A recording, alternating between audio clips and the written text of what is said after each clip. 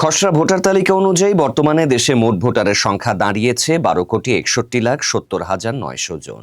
নতুন ভোটার হিসেবে যুক্ত হয়েছেন 24,38,626 জন। ইসির জ্যেষ্ঠ সচিব আক্তার আহমেদ আজ দুপুরে রাজধানীর আগারগাঁওয়ে নির্বাচন ভবনে এক সংবাদ সম্মেলনে এই তথ্য জানিয়েছেন। তিনি বলেন, সারা দেশের নির্বাচন অফিসগুলোতে একই সঙ্গে হালনাগাদ ভোটার তালিকা প্রকাশ করা হয়েছে।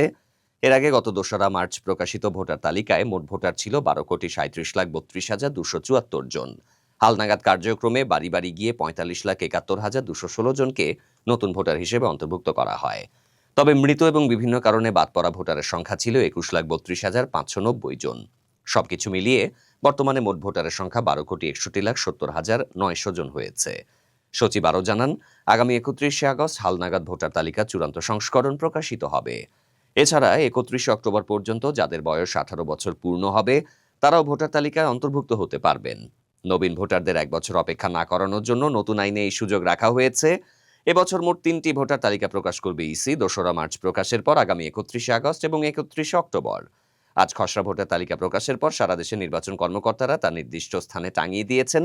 এতে কারো তথ্যে কোনো ভুল থাকলে তা সংশোধনের জন্য আগামী 21শে আগস্ট পর্যন্ত আবেদন করা যাবে।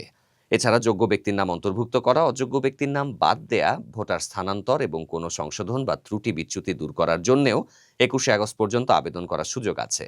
এসব আবেদন 24শে আগস্টের মধ্যে নিষ্পত্তি করা হবে। এরপর অন্যান্য কাজ শেষে 31শে আগস্ট চূড়ান্ত তালিকা প্রকাশিত হবে।